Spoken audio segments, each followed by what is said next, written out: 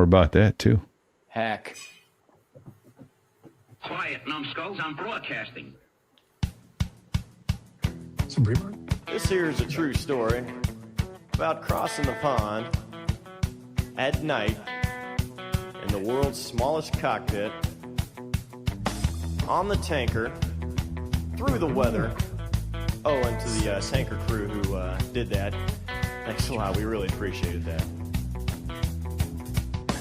I'm just kidding. No, I'm not.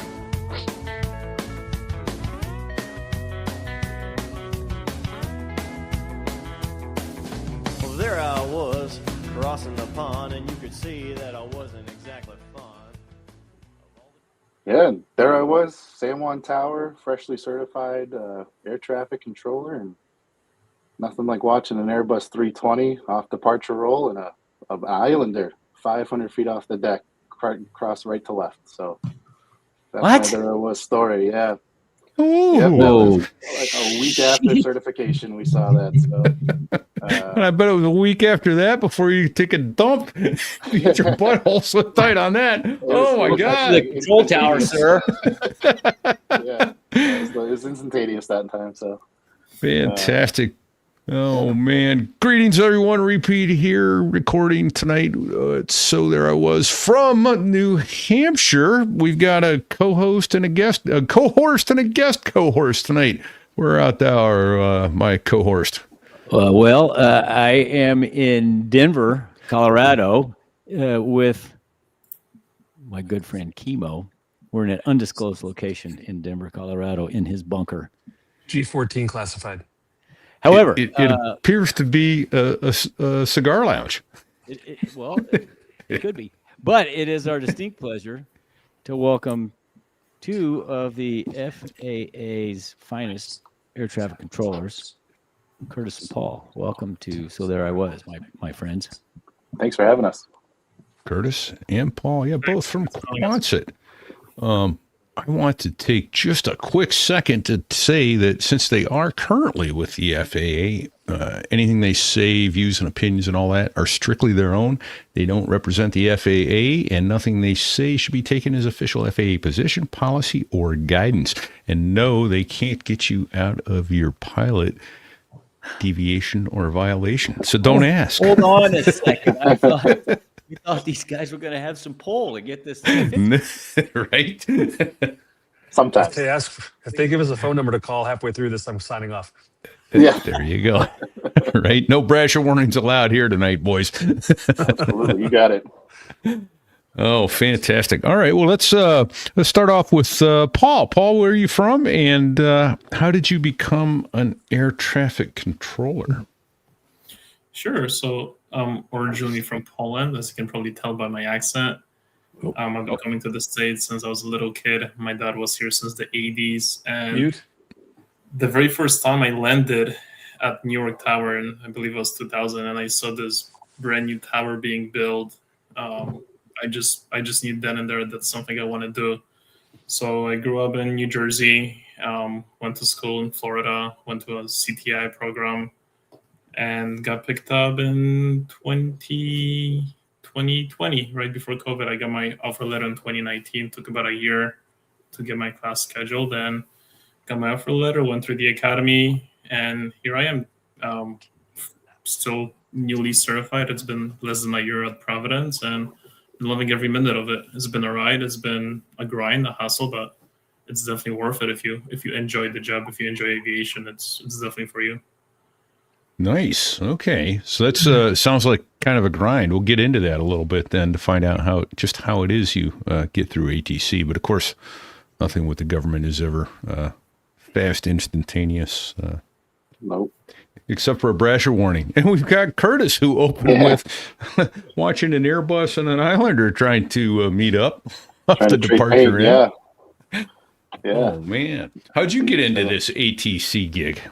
Well, I gave up on my hopes and dreams of becoming a pilot. I applied to a CTI school for flight ops program. I wanted to be a pilot. It was my dream to be a corporate pilot. And the year I showed up, they basically taught out the program. They were selling off all the airplanes, and they said, well, the only thing we have left in aviation is air traffic. And I I had no idea what that was. I said, what do you do? And they brought me to the simulators, and the rest is history. So good old abandoning the government, the dream there, and become a government employee. So there you go. Where was that, Curtis? That's in Nashville, New Hampshire. That was Daniel Webster College. Okay. Yeah. Okay. And I think that's done now too, actually. Yeah, they closed. They taught out the program. They absorbed that program into Southern New Hampshire University. They now own that program. Oh, okay. All right. Yeah. And are they continuing on with it? Do you know? Yeah, they still have it. And even the enhanced CTI program too that DFA now offers is based out of Nashville Community College too. So you can go there too and start learning air traffic. So. Okay. Yeah. Do they have like full-on simulators, like center and terminal and all that kind of stuff, and tower? Yeah. The anything that's like an FAA program that gets you basically the ability to direct hire to a facility will have to have that. We have multi-million-dollar simulators that are almost 360 degrees around you. Obviously you build up to that. You don't start at that. You start on a tabletop with plastic airplanes, and the instructors walk around the table for your pattern, and then eventually you get to a desktop. Yeah, exactly. And you go to a desktop, and that's just like Microsoft Flight Simulator, except from air traffic's perspective. And then eventually you'll get up to the big simulators, and that's where it's basically a screen. They want to see how you handle the pressure, how you handle, things going south fast. How do you recover? That's all they're looking for. Sure. And if you pass that and you qualify for all the employment stuff, they'll take you on as an air traffic controller for the government. So, all right, I got a silly question. Silly question for you boys. So you're both tower controllers, but is there a different pipeline for like en route controllers or approach controllers? When you initially get hired with the agency, I think it's the luck of the draw. Some FAA person will just email you and say, you're going to en route school, which is the centers, or you're going to terminal, which is a tower school. The only difference is in about an extra month of class time out in Oklahoma City. Which is a longer course, the tower or the en route? The en route, they do an extra month of non-radar, and they teach you the old way of counting radials and miles and time in your head, and you're just looking at a clock with a strip board, and that's how they're doing that, and they teach you that for a month. That's terrifying. Another silly question from me. So are you guys like cross-trained, or do you, once you're terminal, or? Yeah, once you're terminal. So specifically at Providence, we have both. We have a tower and a TRACON. So we're radar certified for terminal radar, and we're also tower certified. So we have 2 of the 3 ratings at Providence, which is a lot. So the center is a different world, though. Like I go up sometimes and I visit Boston Center, and you walk onto the ops floor, and I don't even know what's going on, and I'm in the industry. So it's different screens, different technology, different keyboards, different sounds. It's vastly different. So it's a different world up there for sure. Oh, okay. I'm gonna just so I make sure I understood you. You guys are both tower and TRACON qualified. Will you do both in a day, or like? Yeah. No shit. Yeah. Literally, it's just once you're fully certified, it's wherever the body's needed. So I could go start my day in the tower on clearance delivery, and then I can go downstairs and work our busiest radar sector, and then wherever the rotation is needed is where I'll go. So yeah. Hey, before we get too far downrange, maybe we should define TRACON. That's an acronym. Can you TRACON is Terminal Radar Approach Control. So it is a designed parameter of airspace that usually surrounds airports, and our job is to take aircraft from the center descending and line them up to a runway, and we take the airplanes off the runway and put them in a line for the center to put them to the en route structure. So typically you're looking below 14,000 feet to the surface in any diameter of airspace. So okay. Yeah. And then one more administrative type question. Is there a difference in pay depending on where you are? Yes. En route, tower, TRACON. I mean, is it different levels? It's not necessarily. So yes, there is different levels. So air traffic levels are designated by a multitude of factors. So you have complexity ratings, you have traffic counts, stuff like that. Typically, your busier facilities will pay more. So Obviously, somebody that's working in a podunk tower in the Midwest will not necessarily earn as much as somebody that's working at Atlanta Tower or Chicago O'Hare. But yeah, those are all predetermined through different factors, and there are ways for facilities to either increase or decrease. Those are evaluated yearly, and they have built-in thresholds to hit for traffic counts for that. But yeah, pay is based on that for sure. Does time around the pattern, does that count? Someone doing touch and goes, does that help or no? Not as much as you think, you know. Okay. And it's interesting because especially in the terminal environment, like down in the radar room, you know, we have 80 miles of airspace right to left, and a Skyhawk that's doing 60 knots that's going to be in the airspace for an hour and a half.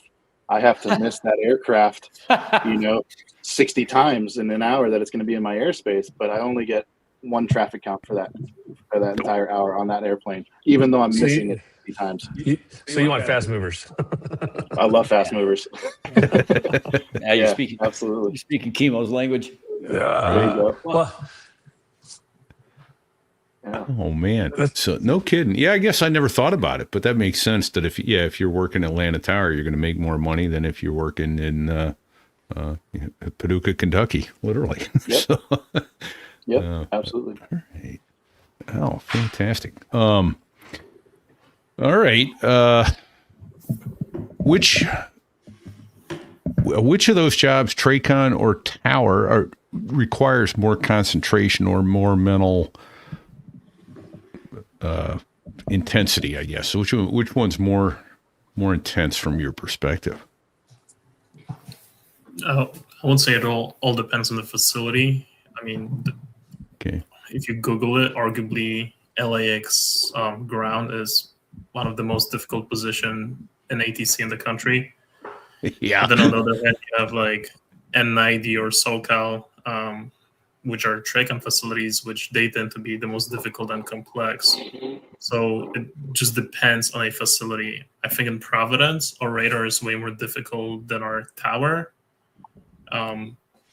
Because I don't know if you can talk about Boston, how Logan, I know Logan is very complex when it comes to ground operations, but so is A90 with their sequencing. So I don't Logan. know about that. It's taxiing around Logan's a full Terrifies fucking me. emergency, if you ask me. Yeah.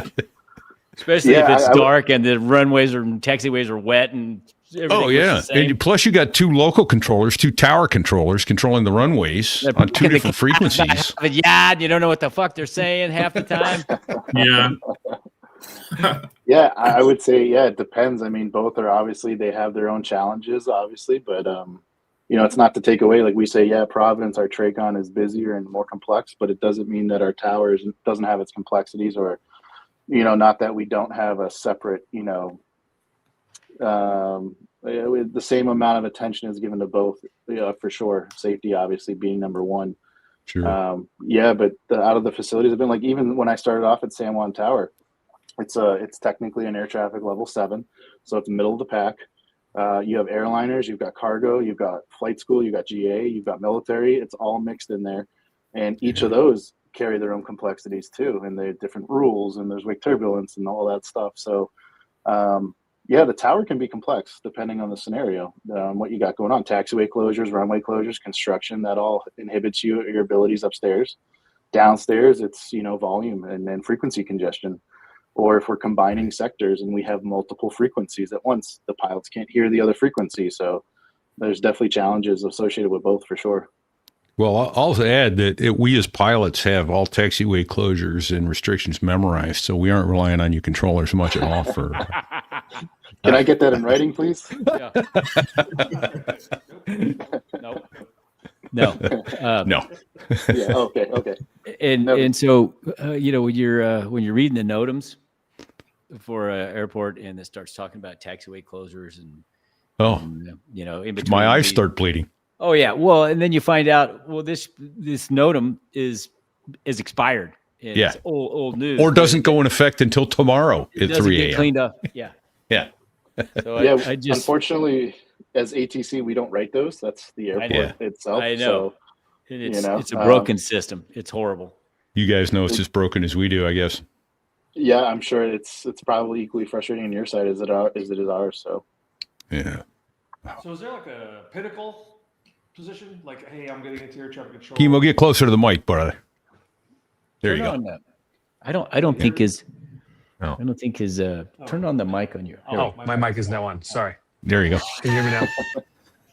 Much better. But, yeah, technicalities. So my question was, is there like with all the positions that you can hold, is there one that's more coveted than others? You know, like in aviation, we have like certain places we want to be or go or fly. Is there a certain position that in your world that's like, this is the one that everybody wants? Or is it just like personal choice? I would say it's more personally based. Yeah, it's geographically, where do you want to be? Where's home for you? Not everybody gets to be home. People are stuck at facilities for decades at a time, and it's extremely frustrating. I would say, like, yeah, it has to be personal. Okay. There are facilities that have more requests to transfer into than others. Like Denver Tower, I think, has a list of 60-something people every single time of people just requesting to show up there. They require only a certain amount of controllers, so they can only take so many, but there are places that are coveted. I think you learn a lot too through hearsay, through connections and stuff on, there's also a work-life balance. There's do I want to go and chase the money and clear as much as I can every year? Absolutely. But there's a cost with that, and that's sacrificing home time and quality of life. So, there's a balance there. Where are you at in your career? You got some young buck that wants to go ego chase. Absolutely. Let him rip, But as you get older, it becomes harder to kind of maintain that speed. And sometimes you just want to go to a nice little mid-level facility and ride off into the sunset, So I would have to say it's personal. Yeah. Okay. Thank you.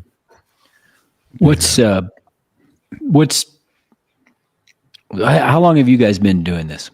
Years. So for me, it's 10 years this month. Oh, For me, congratulations. it's just about to be 6 in June. Okay. So 10 and 6. And where are you guys in the hierarchy of the age of our air traffic control cadre? I mean, are you guys getting senior? I mean, are we way behind in hiring? Don't you have to retire at 13? Yeah. Yeah. What's that look like? Seniority for us is different than the airline world, where it's not out of the airline or out of a base. I say it would more equate to being at a base. So the facility is the base. And so for every member that's at that facility, there's a date associated with them, and that's your seniority date. So I've been in 10 years as I've transferred through. This is my third facility, hopefully my final. And I'm in the middle of the pack. So every time you move to a different location, you start at the bottom of the No, so our seniority date follows us. Okay. Yeah, unlike the airline world as well. Yeah, so there's some stark differences in seniority with the airlines and aviation. Piloting versus controllers for sure. Well, so your aviation, your ATC birthday is good no matter where you go. Correct. Right? Okay. Well, so as long as we stay with the same airline, that's it. But if you leave an airline and go to a different one, you're starting over from. Really? Yeah. Does that also change? Like, let's say you change base within that airline. No. Does that change No. too? No. Okay. Cool. No, it's your start date, your birthday. That's your seniority date, no matter where you are. Okay. Unless you move to a different airline, and then it's. Gotcha. So that's to prevent contract chasing. I'm assuming. I don't know.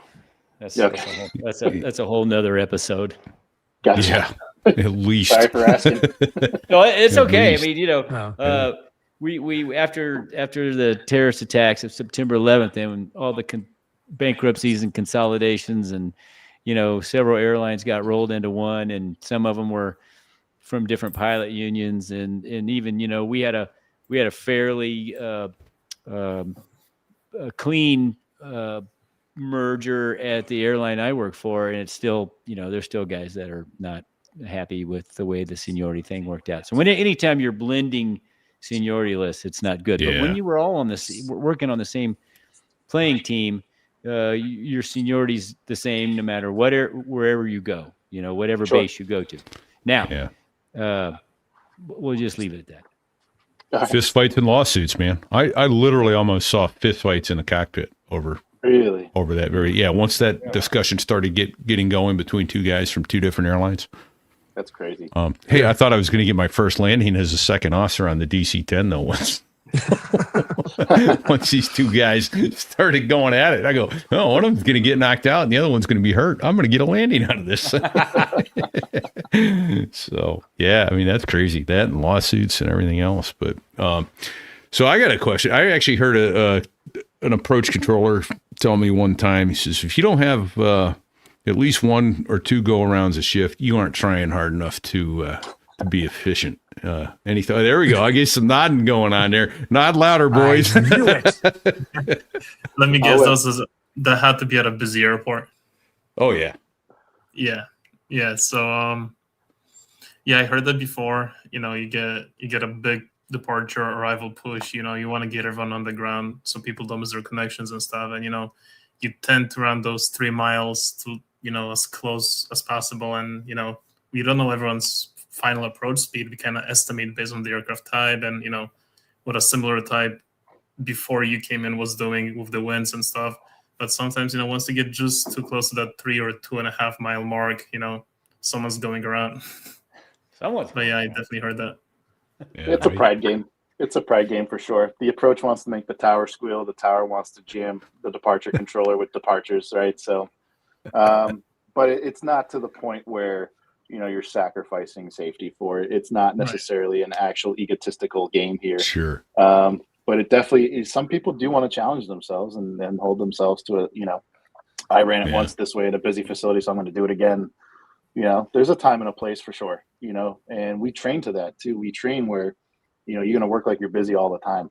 So when it does get busy, how to do that and how to squeeze that departure out with a 3 mile final, right? So, that's the type of stuff that we do teach. So, but I would say specifically for us here, if we have 1 to 2 a day, or a shift, it's a lot.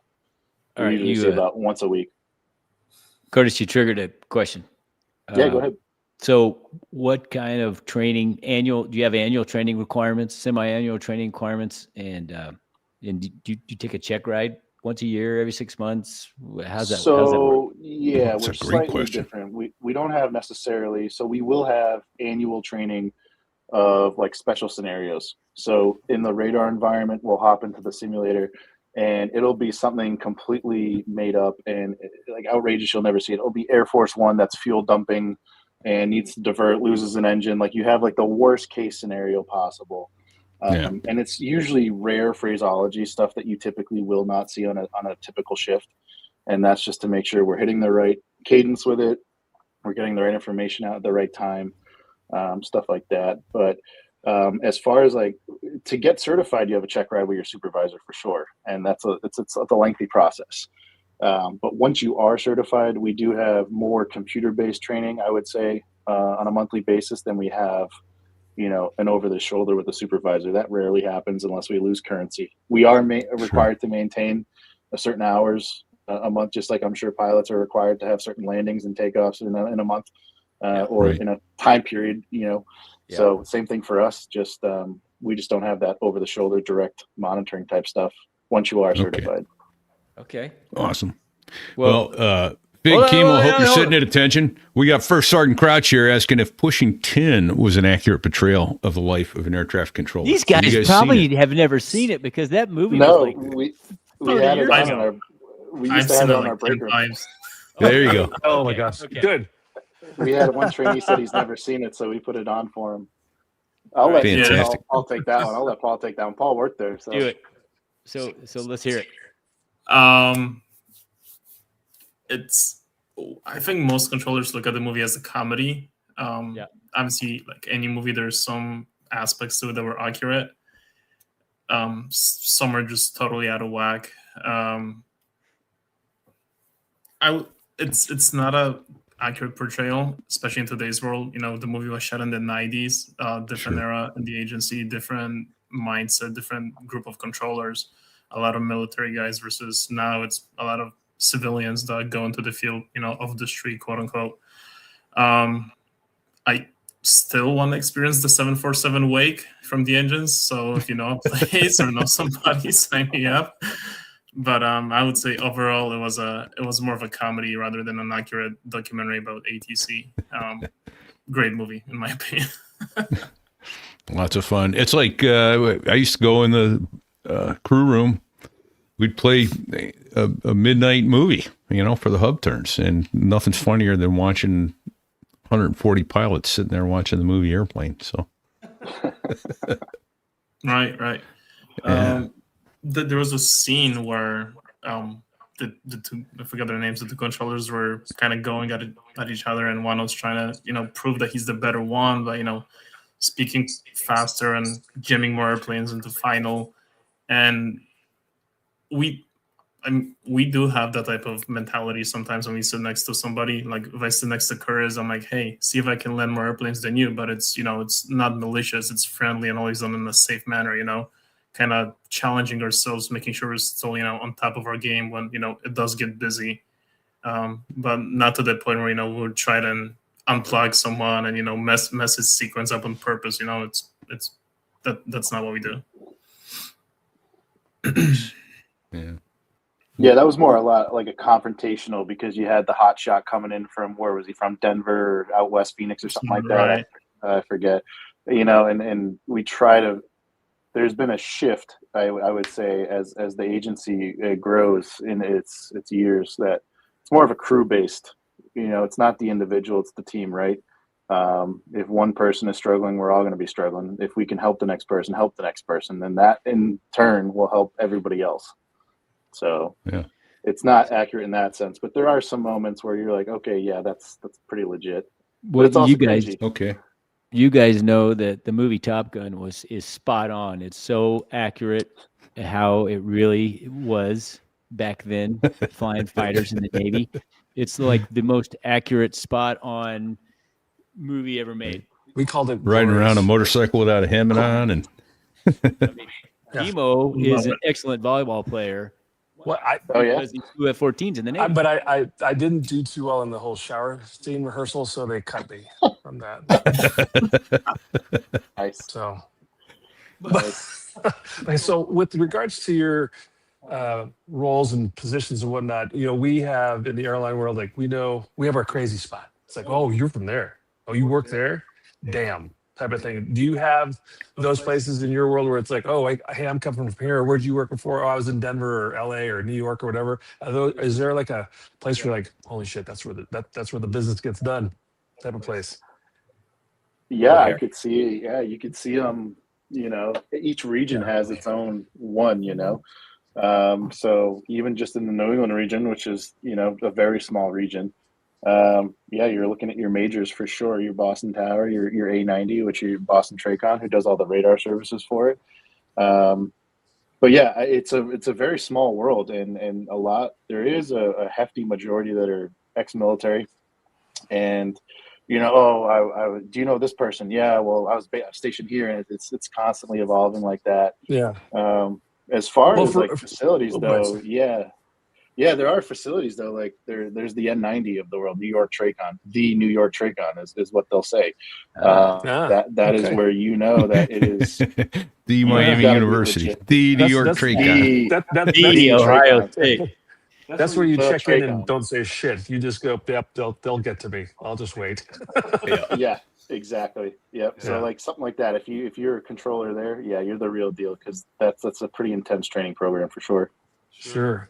Yeah, I mean, just the thought of, in our worlds where we've come from, we have timelines, we have execution, we know when we need to turn or do things, but it's just us. And you're coordinating how many if you're working you're working tower, so it might be speaking out of turn, but when you're working approach to sequence guys into the tower, whether it's IFR or not, let's just call it IFR.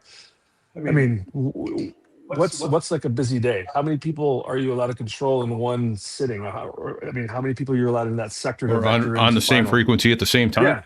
Yeah. So for Providence specifically, we don't really have like a sector saturation number. We don't have we can only have 20. Now your larger facilities obviously do it. The airlines will coordinate through what's called the command center based in Washington, and they submit all their proposed flight plans in and out of all the majors. And then that's where you get your flow programs, and they'll kind of schedule it so they know exactly what flight, how long it took to get from the departure into Boston to the threshold at Baltimore. And that type of stuff is calculated. But for Providence, that's not a major hub. That's typically fly through airspace and a regional airport. For us, it's more time on position that becomes the factor. So we're not allowed to work shall not normally work more than 2 hours on position without a break. Okay. Is there times that breaks? Yeah, for sure. But for controllers, it's more the time in the seat versus the planes in the airspace. Gotcha. Thank you. Yeah. So I've got a delicate question based on that then. Yeah. If you don't and answer it's it, okay to say no answer. I can't answer it, and that's fine if you don't want to. Did that break, and if so, how often and how much with the recent government shutdown, whereupon you guys started finding yourselves a little more strained than on the average day? I'll dance around this one. There you go. I So mean, did you get the bonus? I did not. Unfortunately, I was unpatriotic. So that's kind of like the crazy thing, and I'll touch like surface level here, and I don't want to get political because it's not my wheelhouse. Right, and we don't want you to get political, but just wondering how much did it break your system or strain it? It was more of a morale hit than anything. The system is the same no matter what. We have the same equipment. We have this. Everything is the same. It's the morale. It's how do you keep the crew float? How do you keep the spirits high? How do you keep people motivated to keep pushing tin, as people say, right? That was the hard part, is making sure that, and then on top of it, you have people that are stressed because now, they're not getting paid. They have mortgages. They've got this, they've got that. So now you're increasing and adding unnecessary risk into a system that's already pretty stressed as it is. I mean, we're understaffed by at least 3,000 controllers. The pay has been stagnant for 13 years minimum, and it's just for a system that most Americans rely on. I think we do a pretty damn good job of holding it together, and especially when you get put in a situation for 45 days you don't get a paycheck. I think we did a pretty damn good job. Nice. I think do so too. Yeah, I do too. Yeah, absolutely. Thank you. Yeah. Yeah. Well, thank you. That's a big deal. So, You guys don't did need you such a guys great being job. like Clark Griswold at your breaking point out there. Yeah. Yeah. No, I mean, at No, the end of I the was- day, yeah, go ahead, Kimo, sorry. No, I was just going to make a statement to you guys. Spot on. You guys did great during that arduous time, because for me, going up from major areas to major areas, maybe it was just the timing, time of day. I don't know, but I honestly didn't notice too much of a lull or any type of backlog or whatnot. I know it was probably happening, but at least for I was flying around. I tell you what, you guys are doing a great job through that storm. So thank you. No, we appreciate that. Yeah, thanks. And I think we kind of lucked out too, because it happened to be the quiet part of the year after summertime and before the holiday travel season. And I think that's what helped. It was definitely still a factor, but that's the lull. That's the quiet time. Obviously the freight dogs are still going at night and all hours of the day, but for the most part, the volume was down, but there was still some stuff there. All right, I was trying to get to this question earlier, and then you just re-triggered it. So you said you're 3,000 understaffed. What does that mean, really? I mean, how big is how many aircraft controllers are there? And what's that mean? Are you 30% under or 20%? I mean, can you give me a number? Or get me close? Yeah. So right now we're sitting around just under 11,000 certified controllers. Okay. 10,000 and change. The exact number off the top of my head, couldn't give it to you. Okay. Where you're supposed to be is we're supposed to be sitting around 13,000. And the way they calculate that is every facility has a target certified number. So for instance, at Providence, our number is 37. Our target is 37. To be 100% staff, we need 37 certified controllers. Okay. Right now we have 23. And I'm losing 2 in 2 weeks. So we're going down to 21. So now obviously you're going, okay, well now we had 37 shifts or 37 people's shifts that you were supposed to cover. How do we cover that with 21 people? And that's just Providence. And now you're multiplying that by, different facilities. So that's how they get that number, is just the overall total numbers certified. That's part of it. And as far as the leaving goes, is that just, I mean, there's probably like multiple reasons, but is it the job or is it the retirements, or what are you seeing as the people leaving for? Yeah, so you have, I would say retention's huge. So we can retire 25 years with government, good time, government service, right? So I got hired at 22. I can punch out at 47. I get kicked out at 56. So now how do you keep me in my position from 47 to 56? So that's problem number one, is there's a bunch of people in that category that are eligible before they are required to be retired. And it's also a recruitment issue. It's a very difficult job to get into. They have a screen process. Let's say, quick numbers, 1,000 applicants. That's not true. Every year we have 58,000 people applied to these off the street hires. We have 58,000 applicants every single time. Wow. What happens is they're gonna say we're gonna select 1,800. How they do that, I don't know.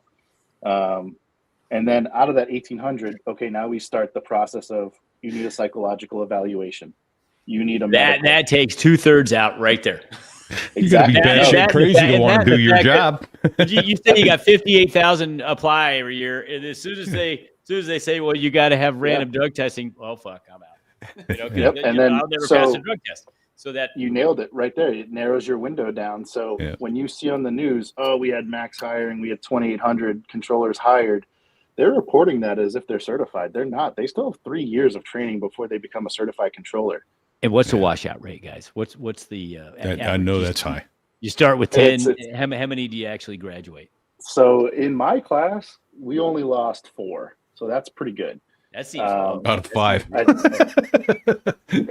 was like an extraordinary class. Pavel, if you want to talk about yours. Yeah. So when I got hired, I first got hired on the N90 New York TRACON bid, which is its own separate bid.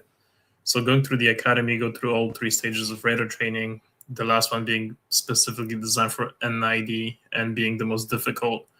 So I was the first class to be called into Oklahoma City after COVID reopening in 2020.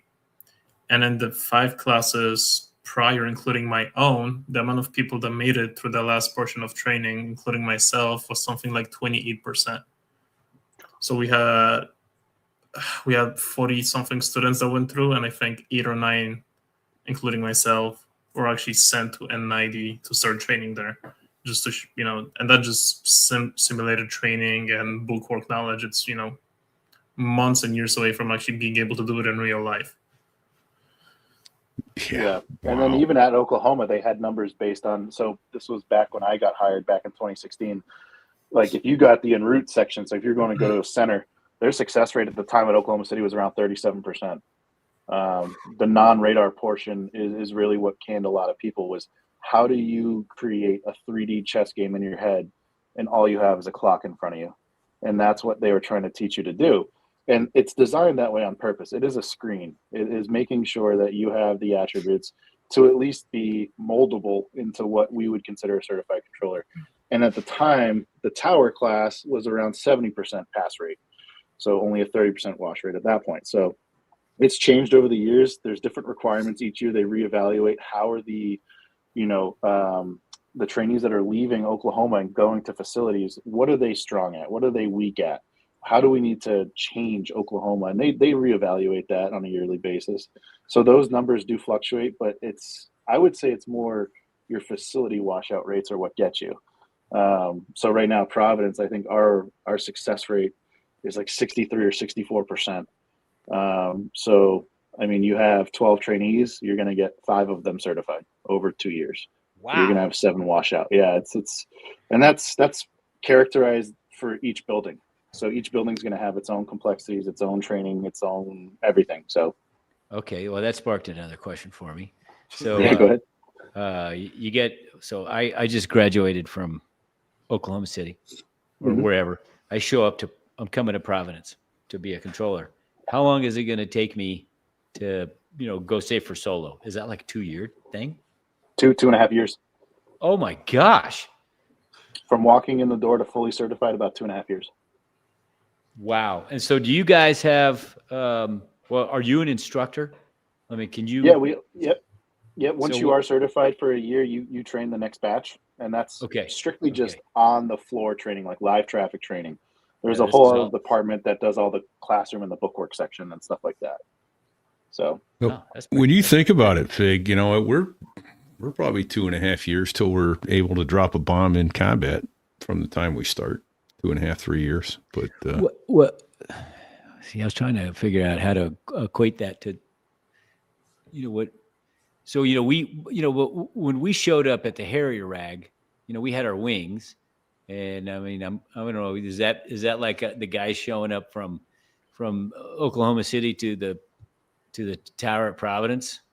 I would say slightly different. Yeah, because when you show up from Oklahoma, you're still technically like a probationary employee with the government. Okay. So if you're within your 1 year mark, they can fire you for whatever, you being late, sick leave abuse, stuff like that.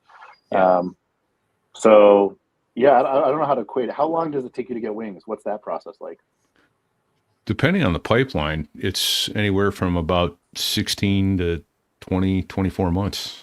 Yeah, and again, delays. Are the airplanes down for some reason? A safety thing? Is it? Are they out of instructors? All that. Yep. That's typically where we fell into the problems where you're tracking and all of a sudden there's a pool, as they call it, because they didn't have any spots for you in the rag, or they didn't have any spots for you in the fleet, or budget cuts, or there wasn't a boat, so there wasn't a boat. so all these classes didn't get carrier qualified, so they're on hold to do good, so that backs everybody else up. The next thing you know, you're sitting around doing this for 4 months. Yeah. I mean, when I got my wings, I went to Miramar, and when I checked in, the officer said, "You're not starting for 6 months. Go do something." So I had to go. I went TDY to Boost, which is at the Naval Training Center boot camp in San Diego, for 6 months to be a company officer. And then other guys went to like the pool to like fold towels, or something. But it was just it was just ridiculous. So, but for whatever reason, they had those. So it took me, 3 years total from start of flight school to get through the rag and into an operational squadron. But I had my wings in a year and a half. So then I spent a year and a half in the rag, but I don't know how to what's the rag in ATC world, I wonder? So we do have like a training backlog at some facilities. So if you look at like New York Center is like kind of like, it's going to sound bad, and I don't want to offend anybody there, but it's kind of like the plague on the system. It's the plague of the FAA. Like they don't have a great success rate. They have a training backlog. They can't get enough people in there.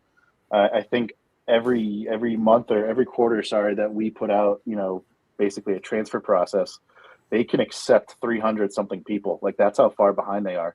Wow. So those are facilities that you would show up to, and they go, "Yeah, you're just going to sit in the classroom for 6 months until we can find you a class."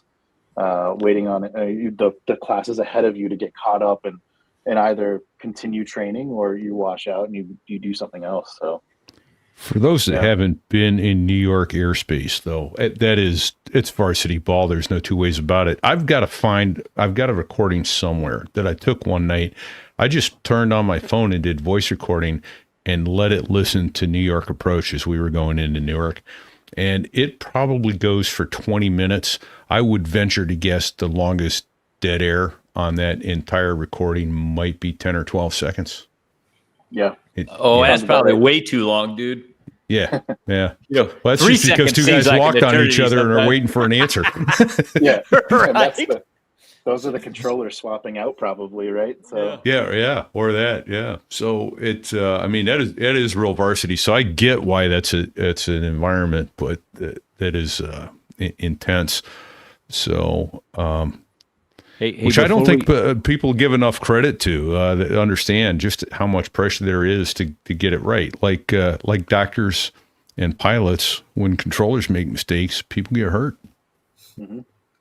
So all right, let's put it in another way here. Let's say it a different way.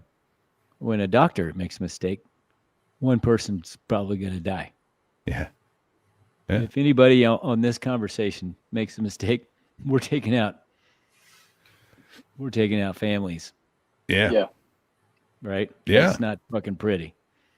Nope. No. And so hence 2.5 years to get certified. And you're still getting watched over every time, right? So. Oh yeah, and that's something that we find too, that we get these new hires, and let's say it's somebody who has no aviation background. They just said, screw it, I'll throw shit at the wall and see what sticks, and the air traffic happened to be it. We get those people, and they don't understand the severity behind certain things. Paul and I have worked for years now. We hear a tone in a pilot's voice. You hear a certain cadence. When something's up. The spidey sensors are going. They're not picking up on that. They don't know how to pick up on that. So it's like, not only do we have to teach them the bookwork of this is what you say, this is the rule, this is what this plane looks like, this is the amount of miles you give. You also have to teach them like the unspoken side of air traffic and our relationship with our counterparts. What do they need? What are they really asking you here? Are they saying something that you're reading through the lines on what you really need to get done here?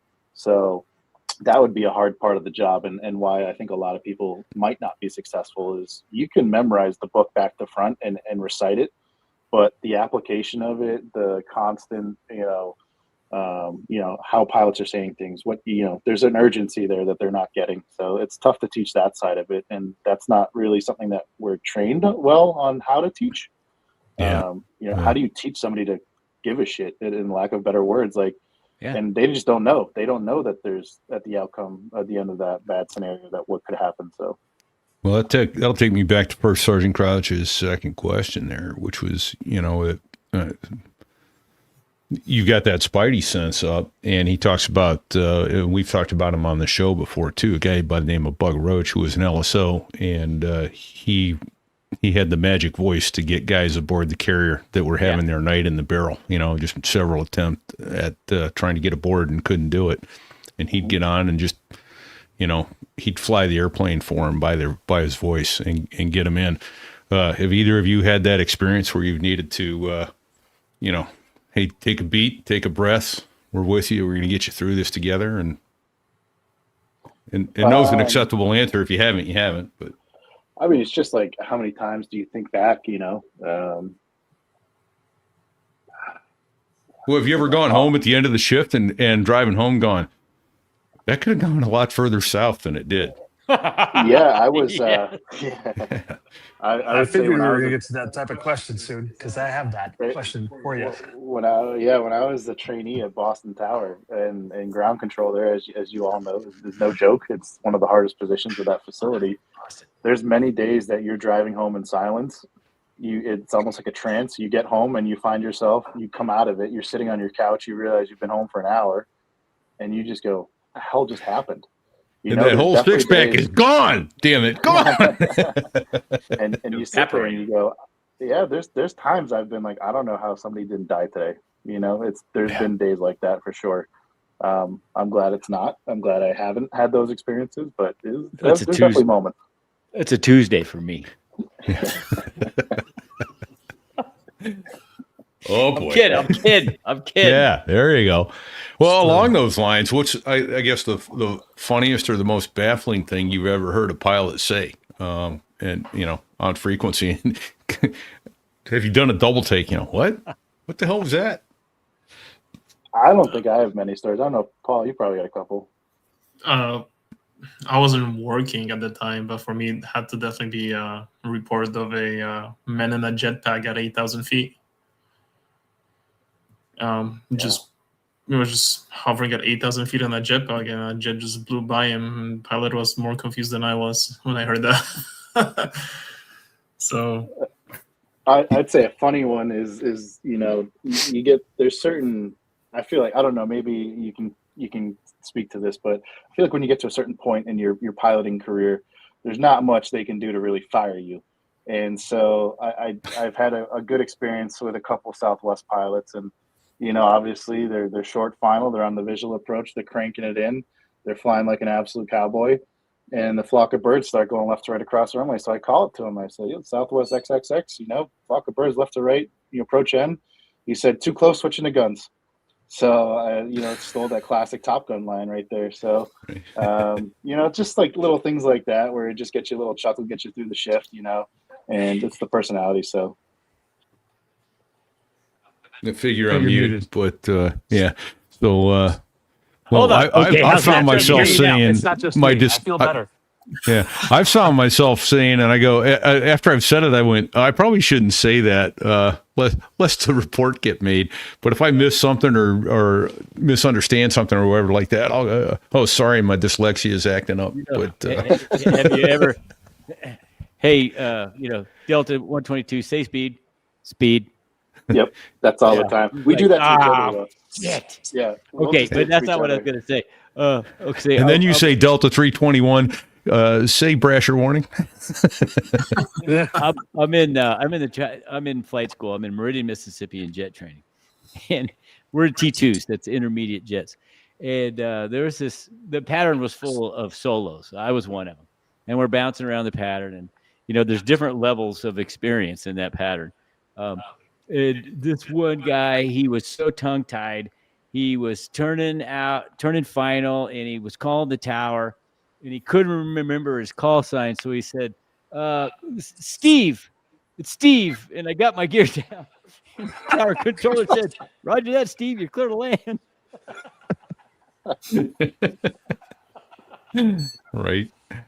Conversely, we have in the military, we have base operations officer. And in Kingsville, Texas, Fig, you're in Meridian. So everybody's got like the base op. So we have it's like some old commander, some crusty dude. We had Montana, who was this crusty old. Dubois too. But Montana was this old F8 guy, and he kind of ran, and they brought him back, and he was like this Terminal 05 commander, senior guy. And he owned the tower. And when I say that, he was like the head dude for all of the ATC controllers or whatnot. So he would still fly with the students. And we had a spin hop where they'd take out a T2 and they'd spin it and you depart it, you recover it, and you go through all this unusual stuff. And then he'd bring it back.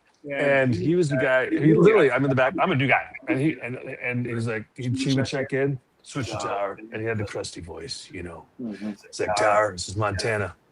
I'm coming in. And that was it. Roger that, sir. You're cleared for the option, which was like whatever the hell you want to do till full stop landing. He would come in, do whatever, land. But it was just kind of funny. I was like, "Can you do that? Can I say, hey, I'm Kimosabi. I'm here." No, I couldn't do that. It was just Montana. So it's just these levels of leadership and whatnot. It was just, but that was Montana. That was the military.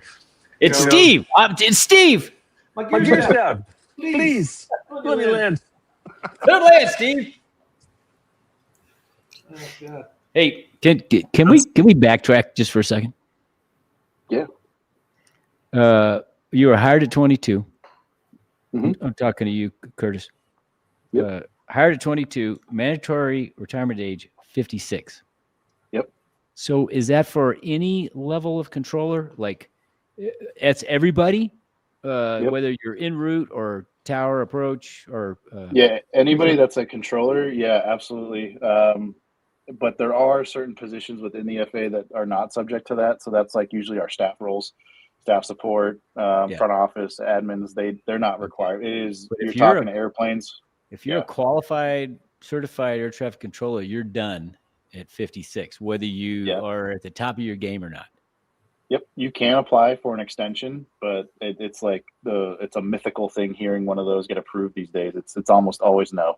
It's like a unicorn. So even with the shortages, you'd think that they'd be offering those up.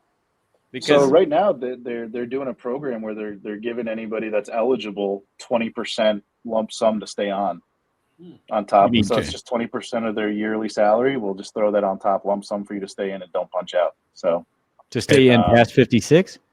No, to stay in when they're eligible. So once you've hit your 25 years before you're 56, whatever years you have left. So at 47, you could go. I can go at 47. How do you keep me from retiring at 47 versus 56? Sounds to me like they need to start throwing a bunch of money at you when you turn 47. Yeah. I wouldn't raise say no. the age. But how often do you have to redo your medical? Under 40 years old, it's every 2 years. After 40 years old, yearly. Okay. Yep. And then after 40, they bring back EKGs and stuff like that too. Yeah, and is it similar to what we do? Is there like a first class, second class, third class, like they have to do more than fog a mirror, Fig. Well, I don't know. I'm asking. Is that? Yeah, we don't know who we go to type thing. No, we have a flight surgeon. Yeah, it's class 2 medical. So I don't think I think you guys are first. Well, I mean, if you want to exercise privileges, pilot in command is first class. Yeah, exactly. Wow. Well, that's sobering. I mean, when I started this gig, and I know you did too, repeat, mandatory retirement age for pilots was 60. Yeah. But due to it blows my mind, the controllers.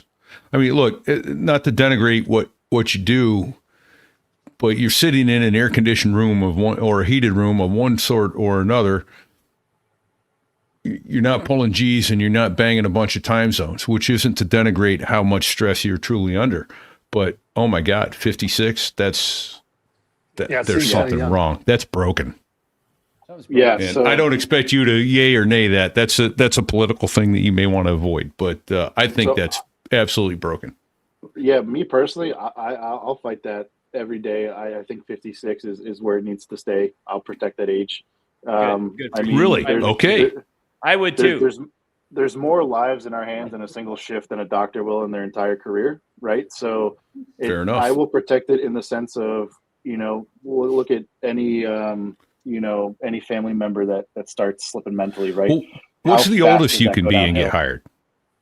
31 if you're off the street, and then if it's a military hire, I think up to 35 with some exceptions. Okay. And those are pretty few and far between. Okay. So you're going to be at least 20, 21 years if you hit 56. Yeah, if So- I go 56, I'll be Yeah. 33 years and 34 years. So Yeah. I'd be more ready to go after 34 years, no doubt about it, than I would after 20. But I want to plan for 47, but if I that's the goal. But if I fall short, I got some fluff on the backside to help me cover up. there you go. There you go. Yeah. Wow. Okay. I got more questions. Yeah, man. Fire away. Off topic. All right. From earlier. Sorry. Off topic. For is your microphone on? No, it's on now. I was giving him shit because he's like totally off topic. I was like, so do you like cheese, sir? I'm not. No, that's not it. I wasn't going to ask you if you like cheese. I don't give a shit if you like cheese or not. Actually, do you like cheese? No.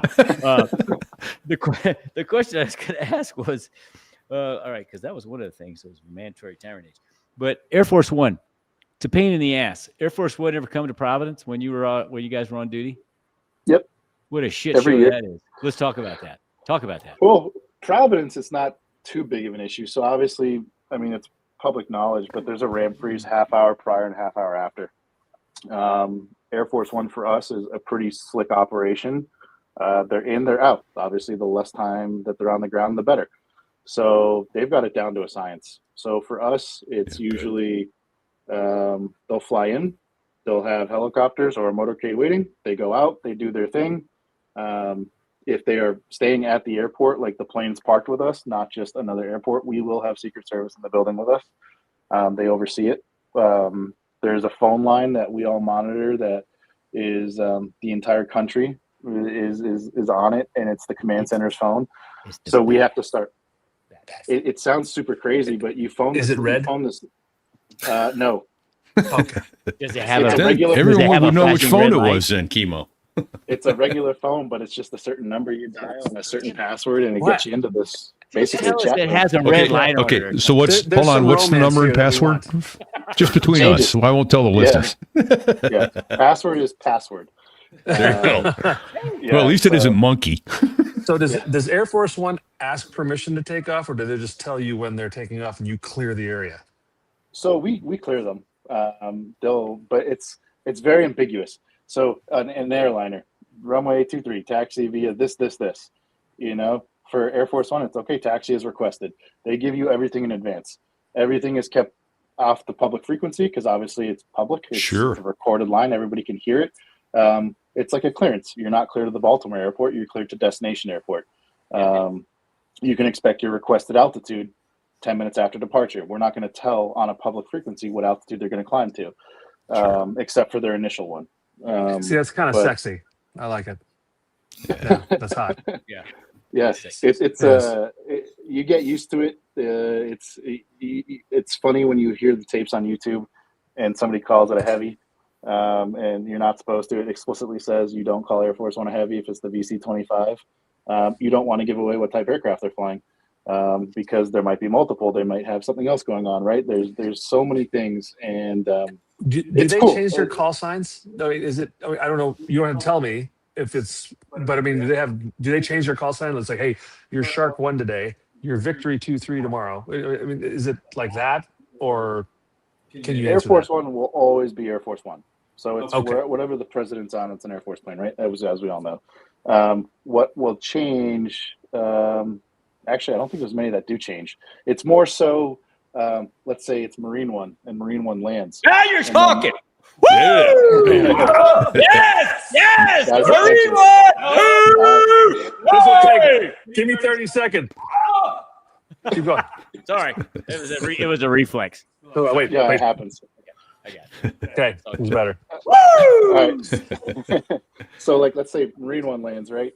And then they're going to depart and they're going to do something else. So they'll go out now as their squadron call sign. That's the only time something changes, is if, something like that. But yeah, so it's a cool operation. I think it's one of the few times. So when I was down in San Juan, I was there for Maria, the Category 5 hurricane that decimated the island. And within a week, Air Force One came down. And there's this, I don't know how true this thing is, but it's just weird moment where the Secret Service guy has a little laptop next to me. And we're like, okay, he's like, they're going to be plus or minus 1 minute to the runway. And I go, bullshit. And he goes, you want to put money on it? And I'm like, yeah. So I casually slapped down a $20 bill on the table. Wait, taking off or landing? Taking off or landing?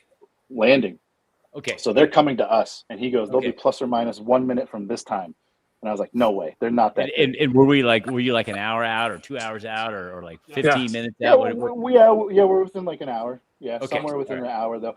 But we're not seeing them. Like, I'm zooming out on the radar scope in the tower, and you're not really seeing anything. It's not picking up anything.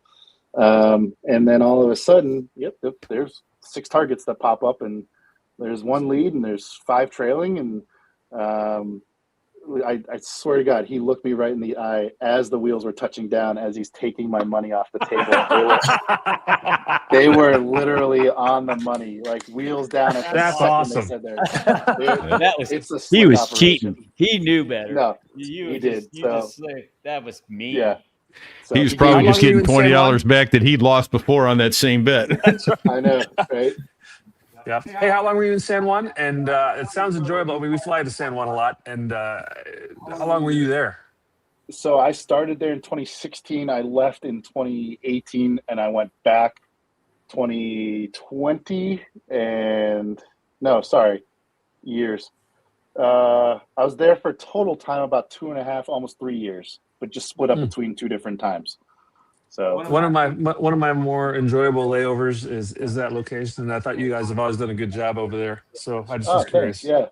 Yeah. I'll text the crews back and say, hey, we got good positive reviews. Yeah, no, it's great positive reviews, man. And you know what? I've operated as out of San Juan before doing C-130 work. One of the funniest things I ever heard. I've never heard it ever since, but on the takeoff roll on runway 8,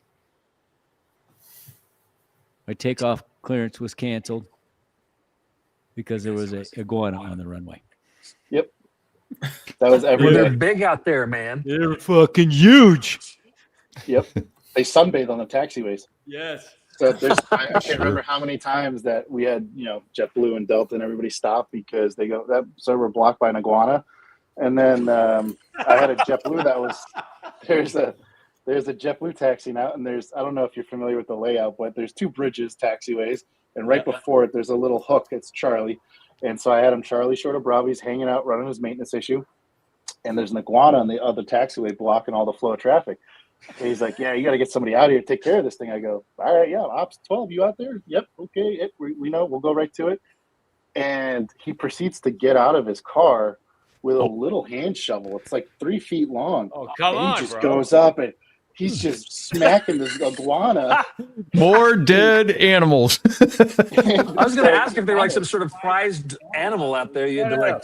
He wasn't smacking it to kill it. He was just trying to get it to fuck off the taxiway, right? No, they're little assholes. They're like squirrels out there. They're like there's no predator for them. They are the predator, right? Nothing hunts them. So that's funny. So I can only imagine like 26A is just watching this iguana get absolutely beat to shit on a taxiway in the middle of the day. Dragged it off into the grass by its tail. Yep. Holy shit. Tastes like chicken. Let's eat it. Yeah. Now I've seen Nice, France close down for snails on the runway and taxiway. Come on. I swear to God. Swear to God.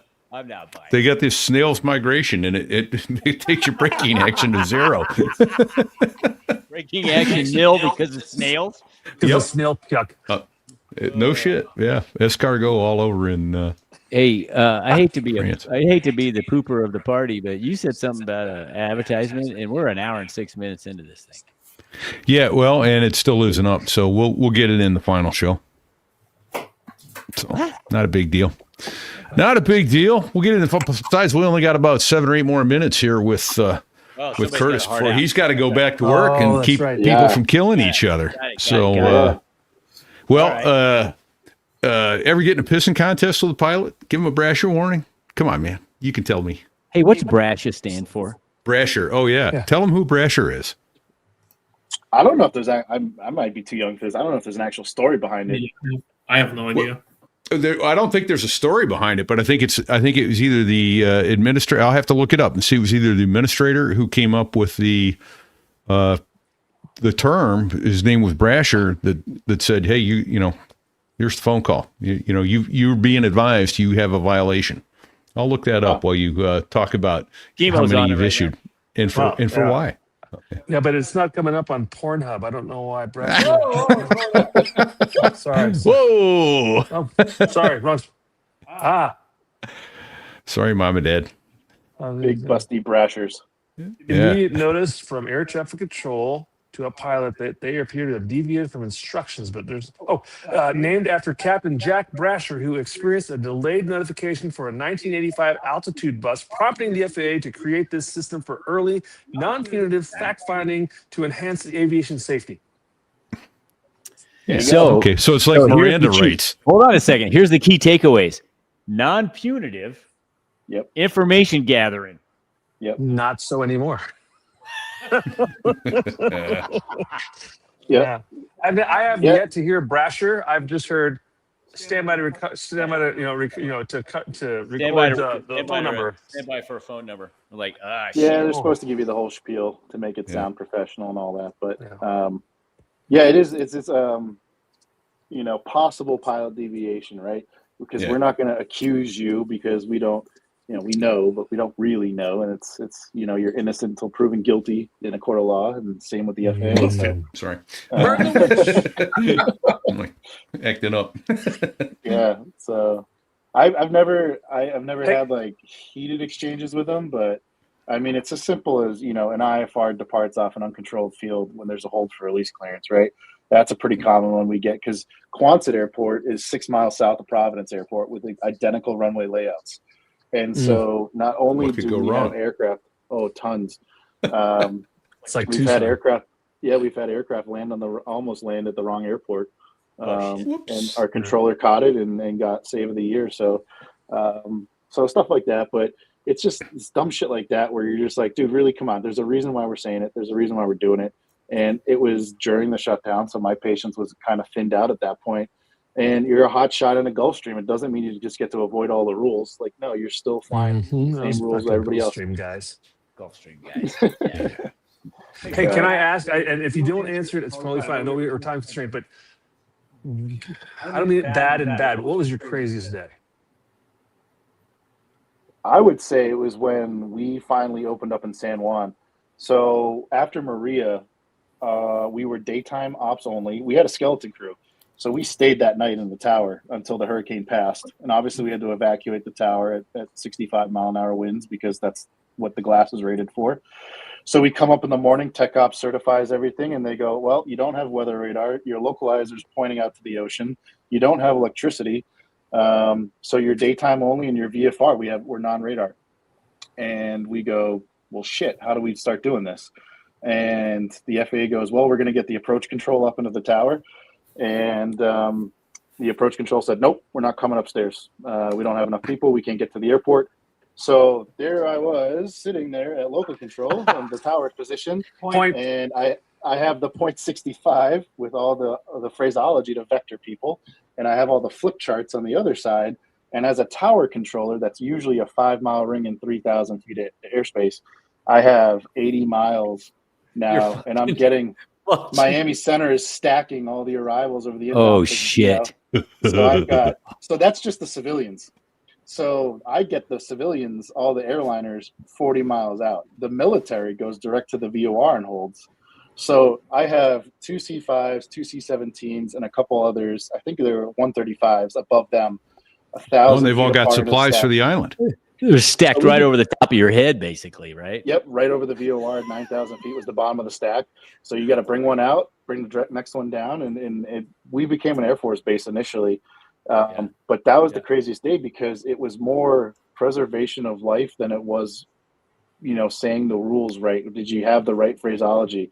And so we did that for 13 days. We lived at the facility. We did 4 hours on, 4 hours off for 13 days. And after it, we finally restored all the services. We're somewhat back to normal. The FAA administrator at the time was Michael Horta. He came down, and he came down in DOT-1. It's the first time I've seen DOT-1. It's their own call sign when he flies. And he flew in with the COO and everybody, and we got called into the chief's office. They go, "Hey, we need you guys." And we go, "Oh, shit," right? The first thing you know is like, that's when you're in trouble. Here it comes. So we all walk in, and he's there, and he shakes it. "Oh, hey, hello, so nice to meet you, nice to meet you." And he goes, "All right, gentlemen." He goes, he's like, "We're proud." He's like, "You did a good job." He goes, 13 days, you had this many operations, you had this many pounds of cargo, you had this much water, you had this much food. He goes, "You had 3 cell towers on the C5s." He goes, "You had all this stuff." He's like, "You restored an island within 13 days." He goes, "And not one loss of separation, not one wake turbulence loss." And he goes, "The fact that you guys managed to pull that out of your asses on the spot with nobody asking you to do it." He goes, "We're fucking proud of you guys. So great job." Wow. Yeah, Hoorah. Hell yeah. we had those moments where you're just like, "Oh shit," right? So it's like, yeah, it's cool. And the tower won an award for it through the FAA later on.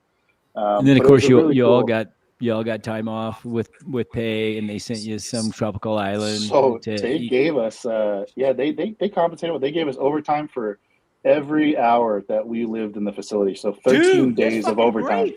Nice. Yeah. Fantastic. Well done. So Well done. thank you. Yeah. So yeah, it's days like that where you're just like, "Oh shit, we weren't expecting this," and then all of a sudden here it comes. So That's great. Cool. Thank you. there it is. And Sticks put up Watch out for the tail. Sticks put up an iguana that was There it is. I love it. That's a small one. the dragon. Shark Like a 1-1, your dragon. takeoff clearance is canceled. There's an iguana on the runway. Wait, you were sharks?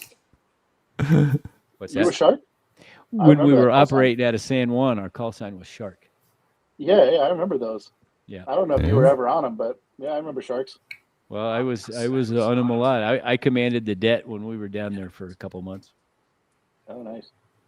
Oh, by the way, big cockfighting whoa. arena, and right next door to the cockfighting arena is a chicken restaurant. Yeah. The chicken there is amazing because it's fresh. It's fresh. Let me literally just have take a that one more sign. step. In our downtown layover, downtown, right next door is something called the Condom Factory. Have you ever been?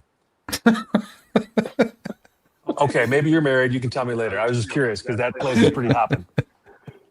Nope. Condom Factory. What to talk Oh, We'll talk there offline.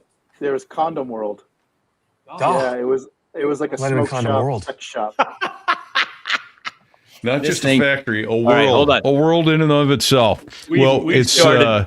There it is. a cockfight up on the screen. Thank you, Sticks. Hello. Thank you, Sticks. There it is. Oh That picture of man! Thor at the I know this condom thing's thing. gotten out of control here. All right. Well, you have to go to work, Curtis. So Yeah, I gotta get back to it. we'll say our farewells and thank you for your service. Thank Yeah, you for yeah, getting those guys in safely and getting that island put back together.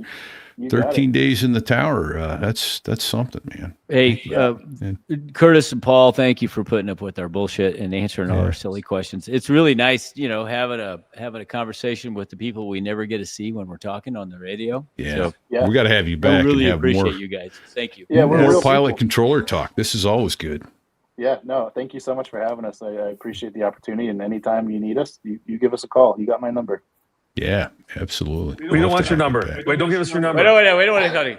This is wait, I don't want to call you back. Send me an email or something. Yeah, That's right. Stand by for a possible Text me. possible pilot deviation and give him a call. there it is. That's it. Condom World. He's got his sticks now. Has a picture of the storefront of Condom World up, and it's abierto. You know. That's a chain, by the way. There's like Oh my God! How do you find that so fast? I can't even find the picture of him. I know he's crazy. He's freaking crazy. God damn, that was All right. Oh, but before you go, 30 seconds. Close out your "So There I Was" story. You got an Airbus and a local. Yeah. So we used to have this low offshore transition. So all the islanders coming back from the islands out east used to transition along the shoreline to keep under the departures. And normally we would keep them about a mile offshore, but they didn't like it a lot because the glide distance, if they lost engines, wasn't enough to get to the runway. Yeah. So he was like, I'm going to cheat the system here, and I'm going to just track the shoreline. So the shoreline is about, 500 feet off the departure end. Yep. So as an Allegiant is rotating, we have an Islander, and the Islander sees them. So the Islander starts climbing. Allegiant sees them, and this Airbus, gears still coming up, ducks under the Islander and comes back on the backside. And there's a giant investigation about it. Yeah, it wasn't pretty. And there's a lot of conversations after the fact, and we changed that transition. It's no longer because of that. So yeah, it was interesting. Everybody puckered. That was a they're going to hit and we're going to watch a fireball. And were you doing this? Like, were you like, touch it up, like trying to get small for him? Yeah. I was looking You're shrinking in the tower. No. It's like, well, yeah, that's an Islander right there. It's not a very high performing aircraft. It's thank you, Sticks. Got an Islander up, a little twin. It wasn't pretty, and you kind of think sometimes, like, how would I react in that situation, and what are you going to do? What are you going to do in 1 second that's going to prevent that? You just kind of hope and pray, and whatever happens, and you deal with it. So that was a possible pilot deviation, and that got reported up the chain, and we had a lot of change in policy after that. I'll say that much. So man, that's my story, and I'm sticking to it. Right, I can only imagine. Okay. Well, thank you. Thank you indeed, thank you very much. Curtis. Much appreciated. And thank you guys. Pavel, if you'll hang on for us here a little bit, we're gonna wrap the show. We're gonna land the airplane, and then we'll chit chat a little bit, some after show. There it is. So yeah, crazy. I'm not lying. All right. Well, before we wrap, we want to say thank you to both of you for joining us, for all the work you've done, and it's necessary, and we all felt a little of your pain, at least. What's the word? Vicariously. Back in November. So I know that was a tough slog for you guys. So thank you. I guess it was October, November. Yeah. So yeah. So we also want to say thank you to all the men and women on active duty, our veterans and our first responders. We're deeply appreciative to them for all the sacrifice through which they go to make our country a better place. Hey, thank you, families. We love you. Yep. Yeah, because if the families weren't there providing support and being that rock, those first responders and our active duty and reserve guys and Coast Guard guys and Guard guys, they couldn't be out there doing their thing. Yeah. No. So absolutely not. Thank you. Absolutely. Yeah. Absolutely. Yeah. Huge thanks to Dave Hamilton for all his knowledge, support, and steady hand that helps us get the show out to you every single week. And you got anything, Fig? No, guess not. Okay. No, Our bandwidth is handled by CashFly, and advertising support comes from Backbeat Media. Online at backbeatmedia.com. Hey, can you put a Tomcat on there too? I mean, the area he probably can, but Yeah, it's going to be a cut. And there it is. Oh, there's some hotness. And you know what? Okay. I can't find my notes here. That's okay. We'll keep going here. I'll just keep going then. So if you enjoy the show, please head over to sothereiwas.us/rate and give us a 5-star rating. It really does help the algorithms. It helps people find the show. If you got an idea for a guest or a way to make the show better, email us at repeat, R-E-P-E-T-E, @sothereiwas.us or fig @sothereiwas.us or sticks @sothereiwas.us. And don't forget the merch store. God bless merch America. store, catch your eye, Fig. That's right. So if it's made, we probably have it on the merch store. However, I know we're in wintertime, and it's not wintertime in most places right now. But still, south of the border in the southern hemisphere, it's bikini season, and we have a So There I Was bikini, which looks good on almost everybody. Want to touch. So hot. Yeah, okay. Anyway, I'm sorry. Oh boy, this is degraded rapidly. I just said hot. Yeah, this is bad. So, oh man. So, Chemo, you're killing me here, man. To our Patreon supporters, thank you so much for what you do. We know you've lost all sense of judgment and common sense with regards to your financial stability. We're deeply appreciative of that, though. Particularly this week, John C. Vestal became a division lead on Patreon, and Mike Andrews dropped a Benjamin on us, $100. Mike, thank you so much. He did that over at sotherewas.us/donate. We're humbled by that. Thank you, gentlemen. Yeah. I'm questioning your judgment, but thank you. It's very important. Yeah. We appreciate it. It is indeed. And let's see. Massive thanks to Sticks and Bagos. Sticks is out there putting up all kinds of stuff before we even know we need to say it. And right now he has a badass sticker at bdsaviationphotography.com who sent us about 18 or 20 beautiful oh my gosh today. Those are amazing. Yeah. That's an example of it right there. Holy shit. Yeah. So thank you, badass. Thank you, Sticks. Thank you, Bago. And I just don't know what else to say, man. But that's the way it is. So seems to me there's somebody else I should be. Any hints? Any thoughts there? As a matter of fact, I recognize that sound. That's the sound of the 2 Air Force F-16 pilots. That makes Did you say DOS Air Force F-16? It's the DOS Air Force F-16.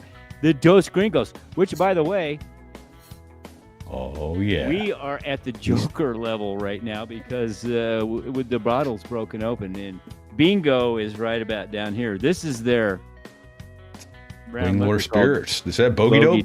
Bogey Dope, and it's fantastic. Bottle of Bogey Dope, Wingler Spirits, and the Dos Gringos.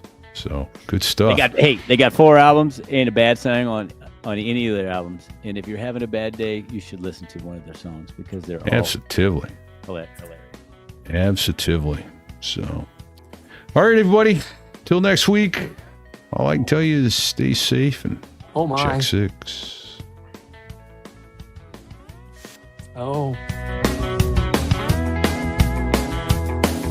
Well, there I was, crossing the pond, and you could see that I wasn't exactly fond of all the shit I was wearing on that day. Now an F-16 is cramped enough, but it's even worse with all that stuff supposed to save your life. But we knew there was no way. 'Cause when you're going down the North Atlantic, man, it's over. Oh, hold on. What did he say, Fig? He said it's over. Picked the wrong week. Quit sniffing glue. And we're out.